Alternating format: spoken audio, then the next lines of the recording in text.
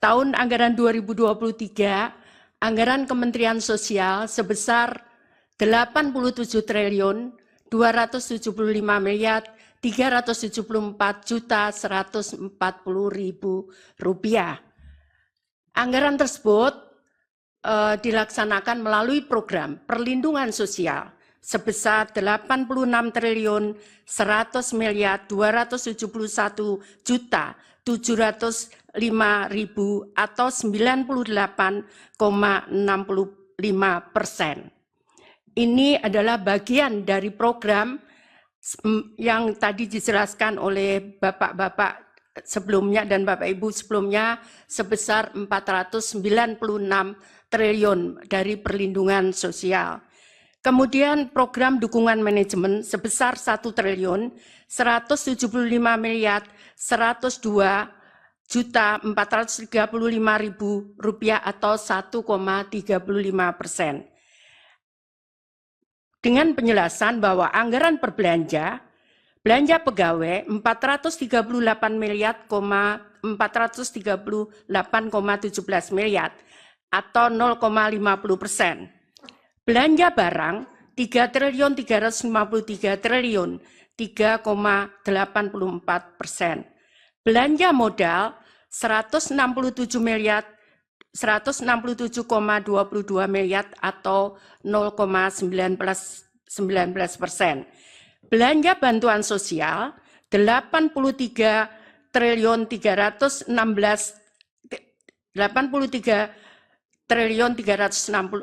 miliar atau 95,46%. Ini berbeda kalau kami sampaikan di perlindungan sosial kenapa 86 triliun 100 miliar itu yang belanja bansos itu adalah belanja bansos reguler untuk tahun 2023 meliputi PKH dan bantuan pangan non tunai serta bantuan PLT El Nino di 2023. Sedangkan untuk sisanya perlindungan sosial itu ada bantuan atensi, ada permakanan untuk lansia yang tidak ada keluarga, dan permakanan untuk disabilitas serta untuk anak yatim. Dan kebetulan pada tahun 2023 itu ada untuk anak gagal ginjal akut.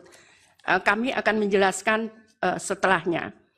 Pada tahun anggaran 2024, Kementerian Sosial anggaran dari 2023 sebesar 87 triliun 275 miliar itu turun menjadi 79 triliun 214 miliar 83 juta 464.000. Penjelasannya adalah anggaran per program perlindungan sosial 78 triliun 54 miliar 196 juta 767.000 rupiah atau 98,54% itu belanja bantuan sosial.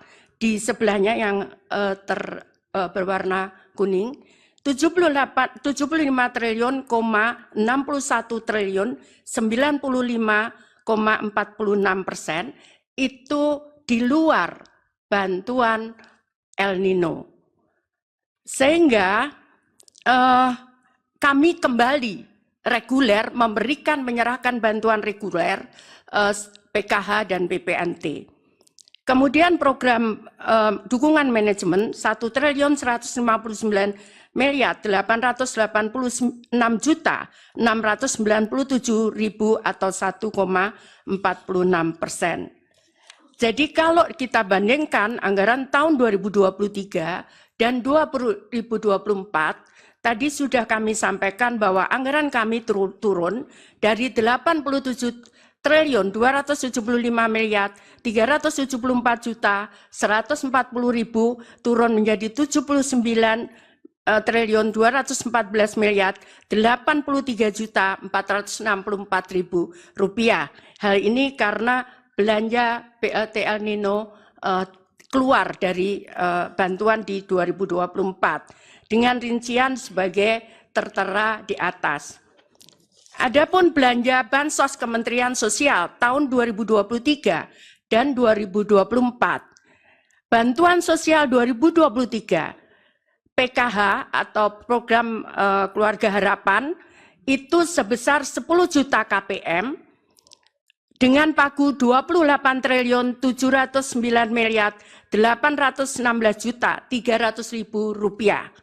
Ini tetap di 2024 tetap 10 juta targetnya, namun realisasinya tidak bisa persis sama 10 juta karena begitu saya netapkan hari ini dengan data, tiap bulan kami perbaiki data karena ada yang meninggal, ada yang lahir, ada yang pindah, sehingga kami harus menetapkan tiap bulan, karena kalau sesuai Undang-Undang 13/2011 itu 1 tahun 2 kali, maka kami sudah terlambat.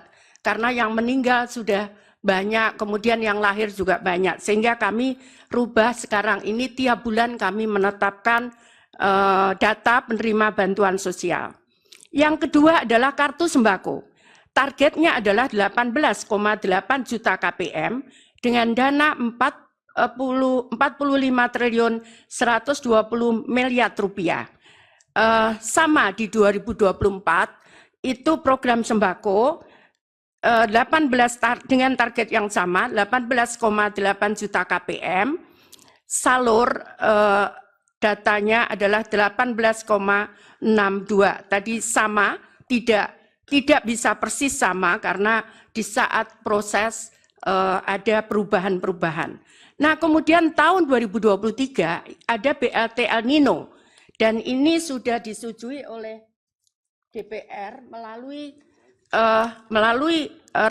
kesimpulan rapat kerja di Komisi 8 DPR RI dengan Menteri Sosial masa persidangan 2 tahun sidang 2023-2024 Selasa 7 November 2023.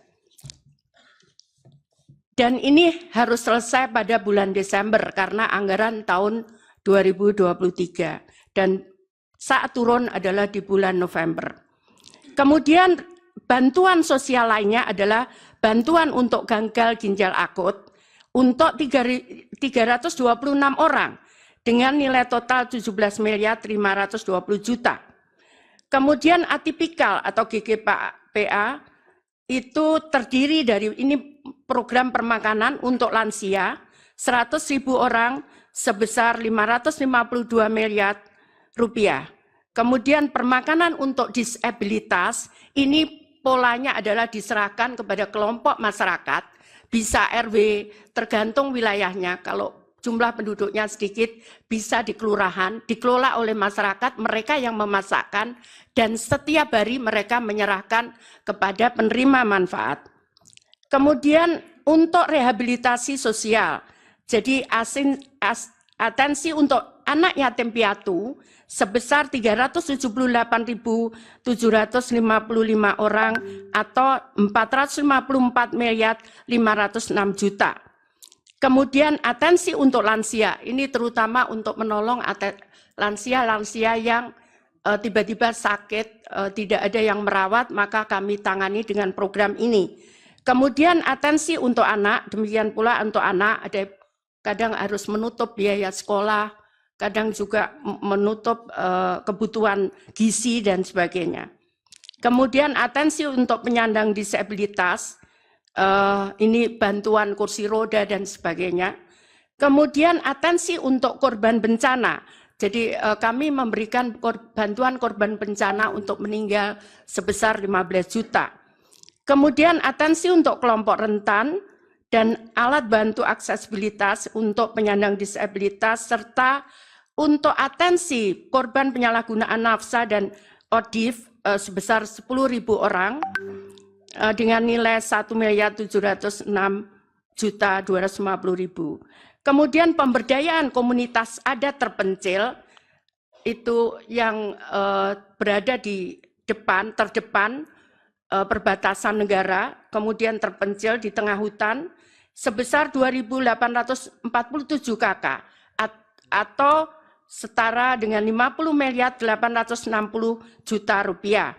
Kemudian rumah sederhana terpadu atau perbaikan perumahan untuk 7.500 KPM ini di 2023. Untuk 2024 target volumenya hampir sama. Hanya tidak ada untuk El Nino, tidak ada gagal ginjal akut. Namun ini ada beberapa, tadi sudah saya sampaikan, ini baru beberapa 6 bulan, jadi untuk permakanan sudah saya sampaikan ke Bu Menkyu. Jadi total anggaran adalah di 2024 75 triliun 616 miliar, sedangkan realisasi 25 triliun 340 miliar rupiah atau 33,61%. Jadi Bapak yang mulia perlu kami sampaikan bahwa kami memberikan itu memang tidak boleh terlambat, karena kalau orang miskin itu dia bisa survive, kadang 1 bulan mereka tidak bisa memakan sampai 1 bulan, makanya kadang kartunya ada yang digadaikan untuk menyambung sisa hidup mereka. Sehingga kami sangat disiplin, tidak boleh terlambat untuk menyalurkan. Kemudian kalau kami bisa jelaskan, bansos sembako dan PKH. Ini adalah, jadi untuk PKH murni, jadi yang murni nerima hanya 1 bantuan PKH, karena boleh diaturannya mereka boleh menerima 2. Ini terutama yang kondisinya berat, di situ ada disabilitas di dalam keluarga itu, ada kemudian atau mereka anak yatim, itu mereka bisa menerima 2 bantuan. Nah, untuk PKH murni itu ada 2.553.000 penerima manfaat atau KPM. Kemudian ada irisan yang tadi kami jelaskan, ada 2, dia menerima PKH dan mereka menerima sembako, itu 7.426.249 KPM. Kemudian yang sembako murni, mereka menerima 11 juta, jadi hanya menerima sembako saja, 11.373.751 KPM. Dengan targetnya 18 juta, jadi karena kena irisan sehingga hanya 11 ditambah 7 juta ini. Totalnya adalah 21.353.000 keluarga penerima manfaat. Kemudian proses penyaluran bansos.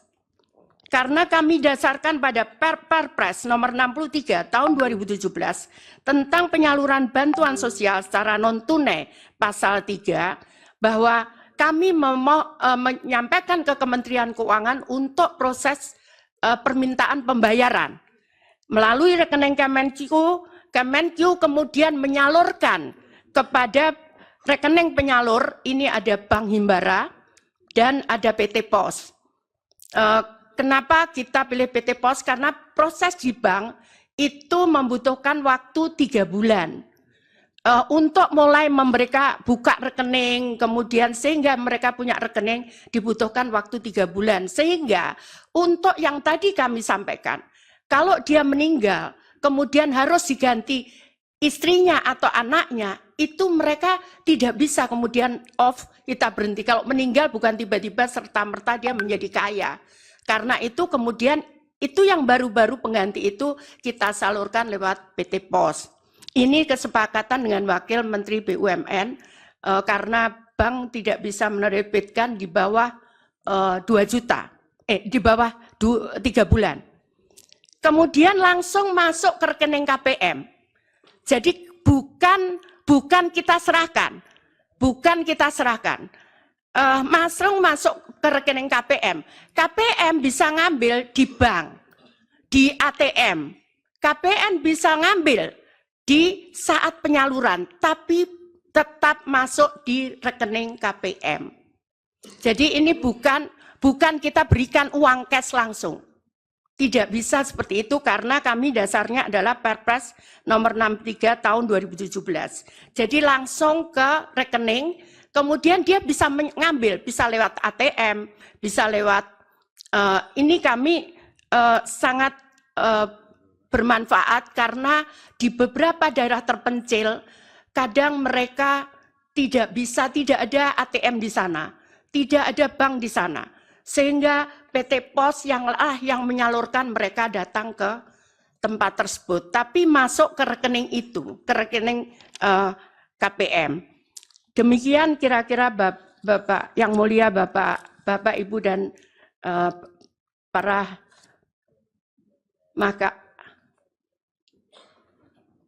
Mahkamah Konstitusi, saya mohon maaf